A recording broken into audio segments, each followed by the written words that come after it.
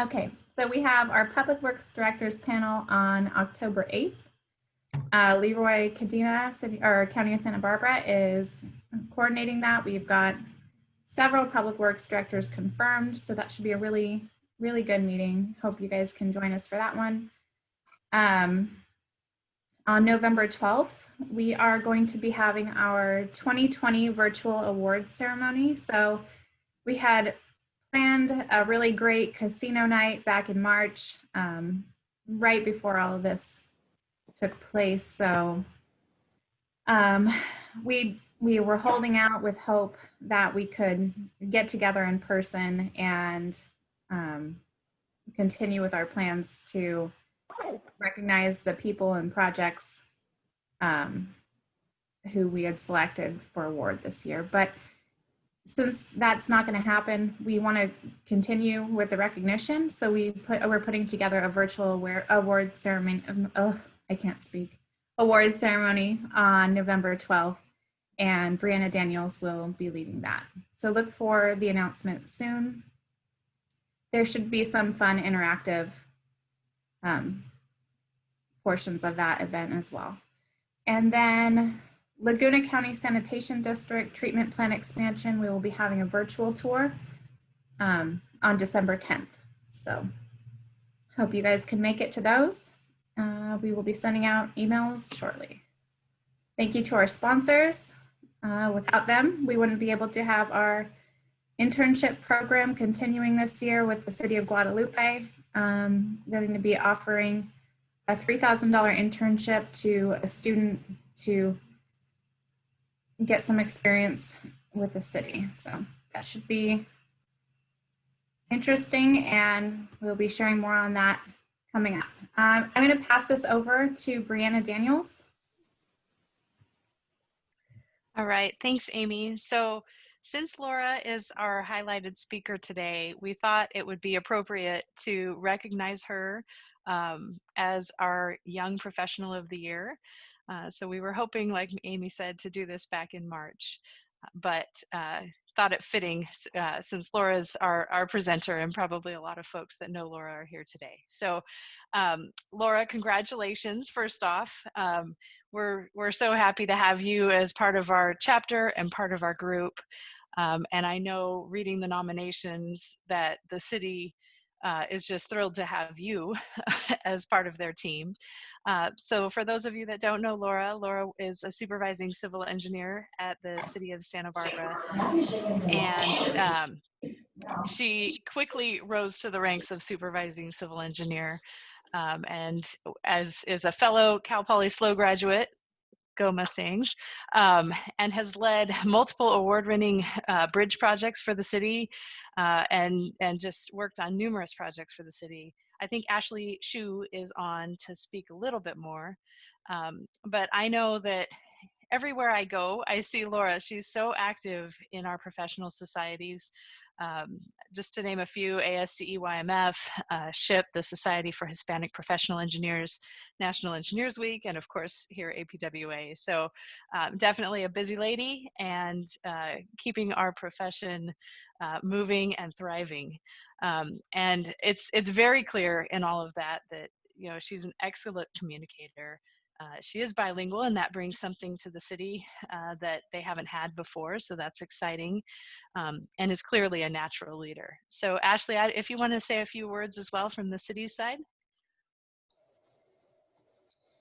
Sure. Congratulations, Laura. As Brianna mentioned, we're so happy to have you as part of the city team and as part of the engineering team. You've worked on so many high-profile and exciting projects throughout your, I believe it's 8 years now with the city, and award-winning projects as well. So you've really gained a vast array of experience with the projects that you've worked on here at the city, and it really speaks to your leadership and your ability to learn new things and bring your talents to every project that you're a part of. You really embody the city's mission, vision, and values through your positivity, your collaborative spirit, and you really value open and proactive communication. And you've brought that to each of the projects that you've been a part of and that you've led. So again, we're just so grateful to have you as part of our team, and appreciate all of your contributions, not only to our organization, but to our community. And we're super excited for you to be recognized with this award. So thank you and congratulations. Awesome. Congratulations, Laura. I wanted to take that in before you got to kick off your presentation, but it's well deserved, and sorry it took so long to get to you, but here we are. All right, well, with that, if you want to go ahead and get started.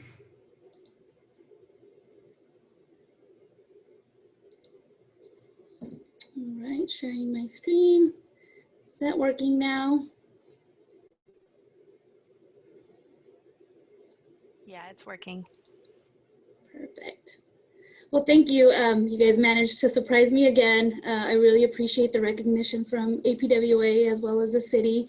I truly love what I do, and I think that just makes it so much easier to work on something when it truly is your passion. So I'm very excited, and again, appreciate the recognition, and happy to share a little bit of my experience with APWA and the Emerging Leaders Academy. So with that, I'll get started with my presentation. So good afternoon, everyone. My name is Lori Inez. I'm Acting Principal Engineer with the City of Santa Barbara and member of the 13th class of the APWA Emerging Leaders Academy. Like Ashley said, I've been with the city for almost 8 years after discovering my passion for public service.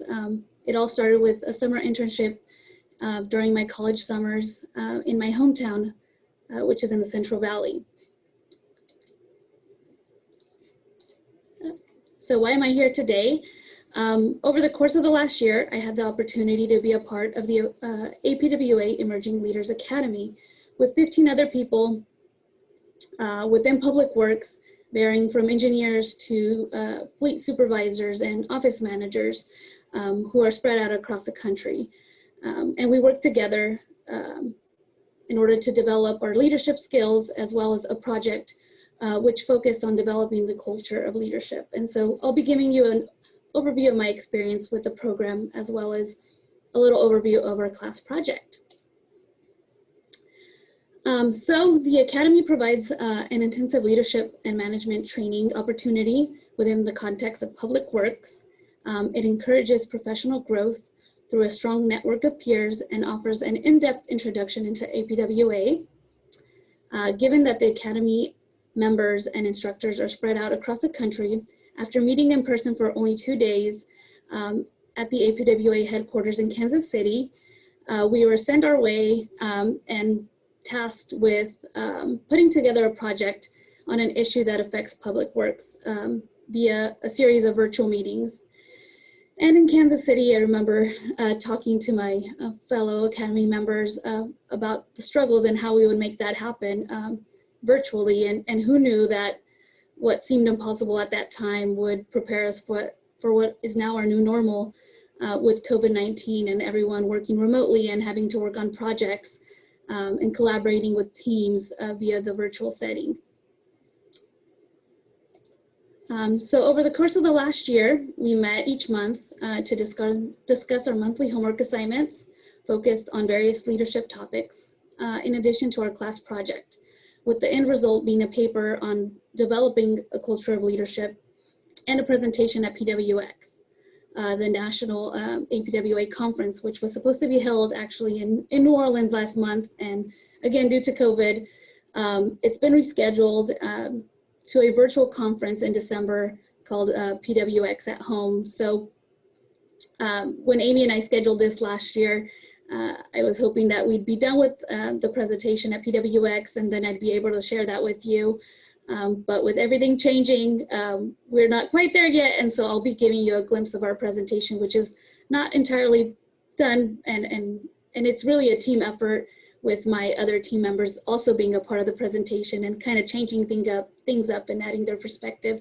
But today I'll give you a little glimpse of what that'll look like.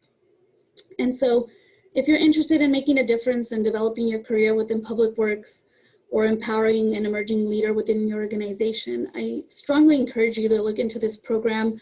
I didn't know about it prior to being recommended to apply.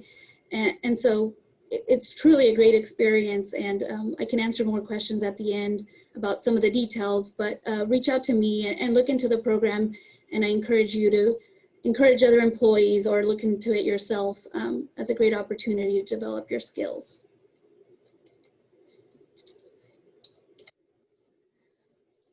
So our project focuses on the importance of leadership development and dives deeper into what it means to develop a culture of leadership. Leadership plays a vital role in the achievement of success and permeates at all levels. It may be the single most discussed and talked about subject in the business world today, and just a simple Google search of the word leadership results in nearly 4.5 billion items to choose from. So if we narrow it down to just leadership within the public sector, the results drop to a less daunting number of 500 million. So why did we choose to produce a report on a subject that is neither new nor under discussed? As we considered the ideas and topics for the project, the need to foster growth and development of future leaders within public works was at the center of our discussion. We felt we were focused on a different aspect of leadership, which was the culture of leadership. And so the intent of our project is to help professionals in public works develop a culture of leadership within all levels of the organization and provide opportunities to lead in real life situations by providing resources and tools to help others understand and implement ways to identify, empower, and entrust emerging leaders. So first, we'll dive into what it takes to identify leaders. The objective is to identify organizational leadership needs and leadership potential within individuals for the purpose of equipping them to develop as effective leaders to fill those needs. Too often, individuals are hired or promoted haphazardly within an organization because of a rush to fill a void. When this happens, the organization may be ignored. The needs of the organization may be ignored. So hiring managers should strive to find the people to best fit the needs of the organization as a whole. To assist with ensuring you make the best choice, some key concepts we found to consider was to start with identifying the big picture. Knowing the mission, vision, and core values is of utmost importance when making decisions about employees. The goal is to identify the gaps in expertise that need to be filled to accomplish a team or organization's vision. Take the time to think through the needs of the organization before selecting someone for your vacant position or your next promotion. So once you've looked at the big picture, dove into the mission, vision, and values of your organization, then you can focus on finding the right people for the job. So it's important for senior leaders to recognize that leadership development is a lengthy process and that patience and persistence are key to ensuring the successful cyclical development of future leaders.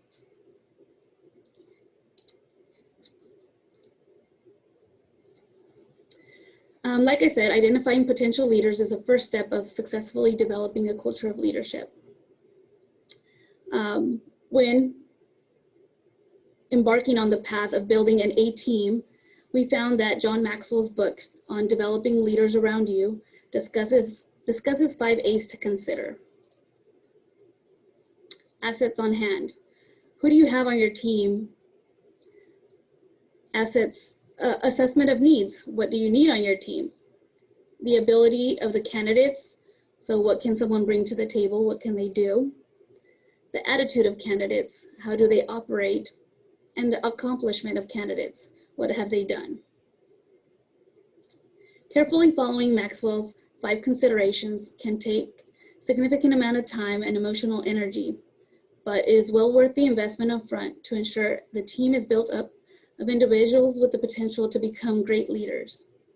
A robust leadership development program led by senior leaders at the top of the organization will help set a foundation to foster a culture of leadership. It takes persistence and constant support for each program to be successful. So in an ideal organization or team that consists of the right people with unique strengths that complement each other without functional habits, is truly a unique situation. So recruiting strength is the common approach leaders take to build a strong team. However, often teams are a product of circumstances rather than design. Leaders are rarely given the autonomy to build their team from the ground up. So to understand the master of the art of leadership, you need to understand that it is not about painting one's vision on a blank piece of paper, but rather learning the techniques of sculpture and handling different materials with different tactics. In some cases, it's important to carve away the negative habits so that the essence of positive traits can shine through. In other cases, it is important to set the model to shape and facilitate the development of necessary strengths. A successful leader needs a cohesive team which possesses a broad spectrum of strengths. So what should you look for? What are some of the quality traits and characteristics of great leaders? We found that great leaders are decisive. They can make a decision quickly. They're authentic. What you see is what you get. They're visible. They're known throughout the organization and have meaningful relationships. They empower others and have integrity. Upon looking at the various lists, it becomes apparent that there are many potential qualities to consider when identifying effective leaders. Ultimately, certain characteristics may be more useful than others, given the variety of factors, which include factors including the needs of your staff, the diversity of employees, the personality of those being led. Many organizations refer to that as fit, meaning does this employee fit within the culture of the existing group of employees. So now we'll dive into empowering employees and what that takes. The objective is to empower employees to foster growth and develop a culture that supports leadership. Empowerment is based on the idea that giving employees skills, resources, authority, opportunity, motivation, as well as holding them responsible and accountable for outcomes of their actions will contribute to their competence and satisfaction. So why is it so important? While empowering employees is not only a way to maintain a stronger organization, it can also play an integral part in the culture you establish. It can facilitate growth and advancement, or it can contribute to instability and struggles depending on if, how, and when you commit to empowering your personnel. A natural reaction for some may be to hire down or to avoid empowering employees because there is a fear that the more you empower your employees, the more managerial power or influence that may fade in the managers. Yet, we found that workplace studies show that in a culture that embraces empowerment, employees are more likely to demonstrate greater loyalty and commitment to their employer. They follow company procedures and best practices.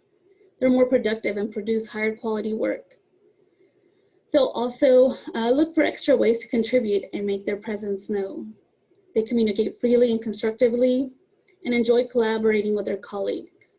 They also embrace change and opportunities for growth. Therefore, empowerment can save organizations money due to providing lower turnover, training costs, operational efficiency, and higher productivity.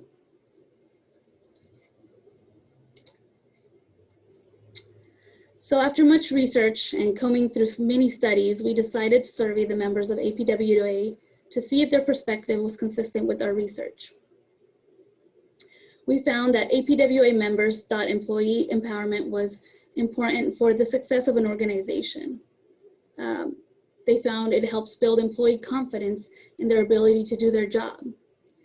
It also helps organizations become more creative in responding to challenges. It results in greater productivity among staff and results in a more enjoyable workplace culture, which was very much consistent and validated our research and what we were finding through combing through various studies. So if employee empowerment is so important, why isn't everyone on board, and what are the barriers? Our survey found that employee empowerment adds too much to management's already full plate. It moves priorities away from accomplishing work tasks. Employees don't always show gratitude for leadership utilizing these strategies to support emerging leaders. And the resources spent on supporting emerging leaders is not balanced by the return of investment. It also impedes the study at which progress needs to be made within the organization. So overall, most respondents identify empowering emerging leaders to be extremely important within their organization, but 46% of the respondents felt that their organization's efforts could be improved. With every organization focused on a wide variety of objectives, it is easy to see where an initiative could be viewed as a feel-good process that gets left behind in favor for more pressing needs. So what could change? What change could be done to change the culture of an organization? We found more resources available or dedicated toward staff development is important, as well as having a method or a structured process to identify employees with leadership qualities. Also, the encouragement of more open communication at all management levels to build trust, and sustained commitment or buy-in from staff at all levels. Efforts made in the short term work to build a stronger organization for the future.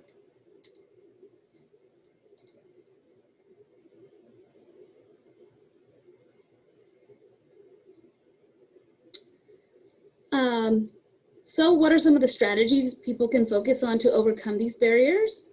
From our survey, some of the empowerment strategies employees indicated they prefer include providing or supporting attendance at educational and training opportunities on the topic of leadership, such as emerging leaders, encouraging staff to explore new ways of doing old things, demonstrating a culture of respect within the workplace, and including employees at different levels in the decision-making process that may affect them. It's also important to encourage two-way communication in situations that have traditionally been top-down discussions. Furthermore, we asked the members to identify which of these strategies they felt was the most effective in providing employee empowerment. And so they identified providing support or attendance to leadership opportunities, including employees at the different levels of decision-making, as well as encouraging two-way communication. So as you can see, there are many strategies that are currently used by organizations to empower their employees, yet it is important to note that what may work for one organization may not work for another. Every organization needs to find a strategy, a combination of strategies that will work for them. Reflection and adjustments are critical components of developing a culture of leadership for employees to feel empowered.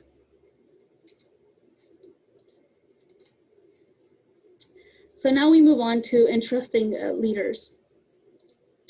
That is the last process within our learning objectives, and the objective is to develop opportunities to entrust leaders to gain leadership experience within the workplace that will allow them to lead in real-life situations, including a time of crisis.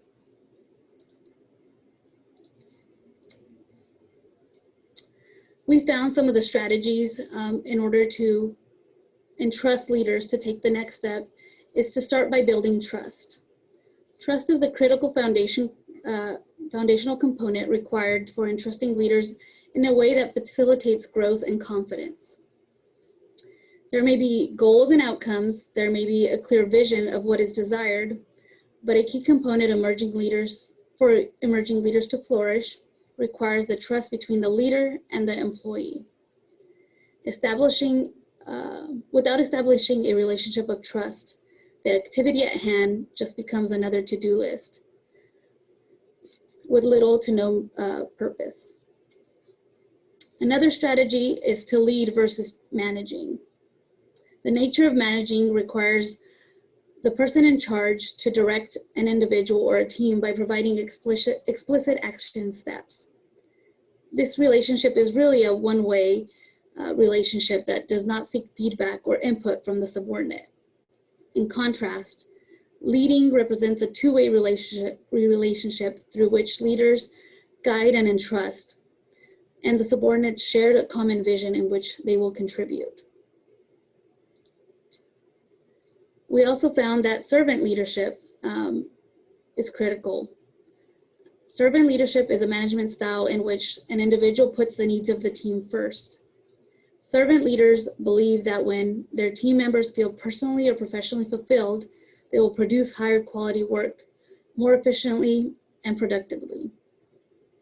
Employee satisfaction and collaboration are important concepts of servant leadership. It's also important to create a win-win situation. It is easy and effortless for a manager to tell a subordinate that this task needs to get done. However, today's workforce, people want to know and understand what the task they are working on. The lack of clear expectation and direction can set the failure of a project since the very beginning. A consensus is a better way to get the team to work together. It's also important to indicate that it's safe to fail. When it comes to entrusting others, leaders need to establish and support a culture that counterbalances the blame game, neutralizes the stigma of failure, and encourages people to bring it into the open and learn from it. Once a failure has been discovered, it is important to understand what has happened. Failure is a great teacher, but only if it is acknowledged and shared with others, as well as examined. And lastly, leading in one direction. Another approach to building and fostering relationships is to ensure the leadership facilitates movement down a common path at all levels of the organization. It is important, the importance of leading in one direction becomes particularly clear during times of crisis, when organizations are faced with their normal duties and responsibilities, as well as additional functions piled on top. An example is the COVID-19 pandemic, which has posed many unique challenges, such as strained budgets, employee safety being difficult due to the lack of PPE, people being stressed, staffing shortages, establishing protocols on supporting social distancing and illnesses. So it becomes critically important to ensure that leadership is consistent and that everyone is on the same page in order to overcome these challenges. So when establishing a culture of leadership, it's important to remember that one size does not fit all. When identifying a leader, it's important to start with identifying your organization's mission, vision, and values. When empowering, it's important to also recognize that it's an ongoing cycle in the leader identification process as well as in the empowerment process. And it's important to reflect on your own personal journey to help build others. We found it's crucial to share experiences, both good and bad, in order to develop leaders and give them the confidence to succeed within their future roles. So with that, that was, like I said, an overview of our future presentation that we're working on. And so we really believe that the culture of leadership is essential. And so whether you're being identified as an emerging leader, already a leader who is working on identifying people within your organization, give people the opportunity to learn, develop, and grow. And remember that once you've been identified and are a leader, you don't just stop there. It's important to identify the next individual to take under your wing and help them reach their potential. So with that, I'm available for questions. I truly encourage everyone to look into emerging leaders, and yeah, I'd like to open it up for questions, both on the project and the class.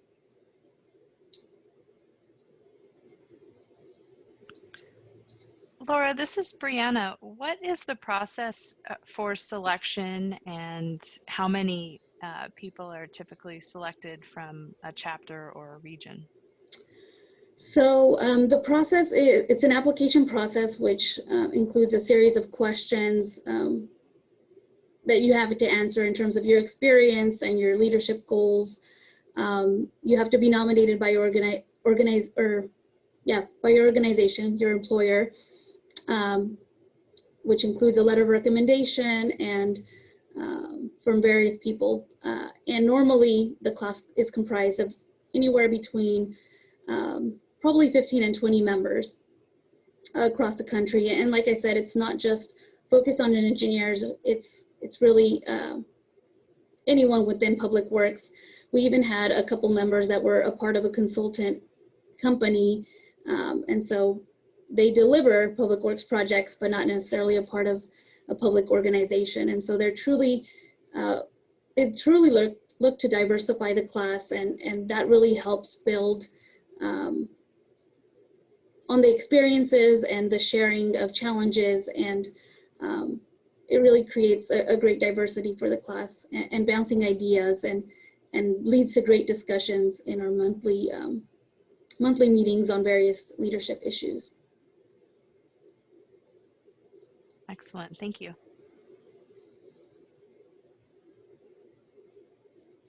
I'd also like to share that, you know, I only met these individuals over the course of a weekend, and it's great to see how people with common values and goals, you can find like an instant bond. And so although, like I said, we only met for a very short duration, we find that we're constantly emailing and communicating with each other to bounce ideas, especially with COVID, just understanding how other agencies or organizations are managing the challenges and working remotely, and how to empower and motivate employees remotely, and making sure everyone is working again towards the same goal, even though we're all in different locations.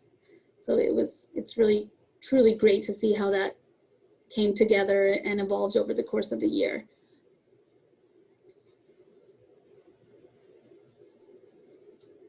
Laura, this is Amy. Did we already pass the application process for the 2021 class?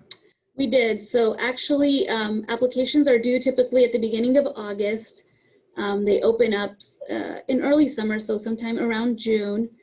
So right now is key time to identify those leaders within your organization, or if you are a leader yourself looking to grow, keep an eye out for next summer when the application is available. So they, like I said, they open up in June and typically due in early August.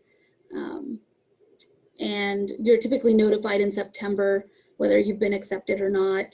And then our first meeting is in November in Kansas City at the APWA headquarters, which was also an awesome experience of getting to see the inner works of APWA and the different people that make up everything that we see and the emails we get. And so it was an awesome experience as well. That is awesome. So do you know how many applicants they received this year, or for your class? That's a great question. I want to say they did tell us, but I don't remember the exact number at the time, at this time. But you know, with time, there's the more people know about it, and so I think in the past people weren't as aware, and so didn't realize the great opportunity that it is. But as more organizations participate and people from different chapters share their experience, more people become aware of the program and look into it, and encourage their employees to apply. Awesome. Hi, Laura. This is Phil. I had a quick question. Yeah. Was there a unique leadership technique or strategy that you found and actually applied yourself? And how did that go, if you did? Let's see. I think one that kind of resonates with me is leading versus managing. I think just given our workloads and the day-to-day tasks at hand, it's easy to kind of just focus on what needs to get done, who's the best person to do it, and just like you know, managing it's just assigning it to the best person and getting the tasks done versus taking the time to actually focus on leading and developing others and focusing on their future and developing them in order to grow. So not just growing within myself, but also making sure my team is growing and that they're empowered and are working on things that help them grow. So trying to work on that, and like I said, just we're all so busy that it's easy to get pushed and pulled into different directions. And so setting aside time to really focus on the team has been one of the great strategies that I found. Cool, thank you. And it was kind of adding to that, it was also interesting because we focused on things that lead to dysfunctional leadership and what are some common pitfalls. And so being self-aware and making sure that some of those things, that we don't fall into some of those things was also very important. And it was good to go over those, and everyone shared experiences where they did. And so the class helps foster the discussion and the acceptance and the learning opportunity from the different experiences. And even from one of our instructors, she's now facilities manager at a local school district. And so in Florida, just hearing from her experiences of providing a safe learning environment for students and some of the things that put her in the hot seat. And so it was just great to get all the different experiences from the different committee members.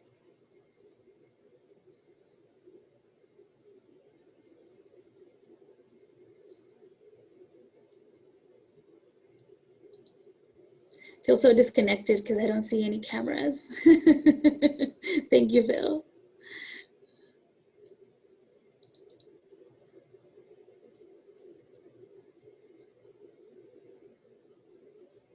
Anyone have any more questions for Laura?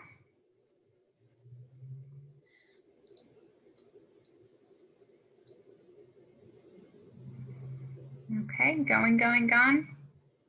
All right, well, thank you so much, Laura, for this presentation. It was awesome. It sounds like you had a great experience with the Emerging Leaders Academy, and congratulations again on being our Young Professional of the Year. This has been awesome. We did record this, so if any of your colleagues weren't able to make it, we will share the link and you can share this with them as well. Thank you, and hopefully we can share the link to the presentation in December that will hopefully be a little more polished and not as rushed. And also so people can join the PWX at home experience and not only see our presentation, but other management and leadership presentations at that conference. Okay. Nice plug for PWX, love it. All right, well, thank you everyone. Have a great rest of your day. Thanks, Laura. Great presentation.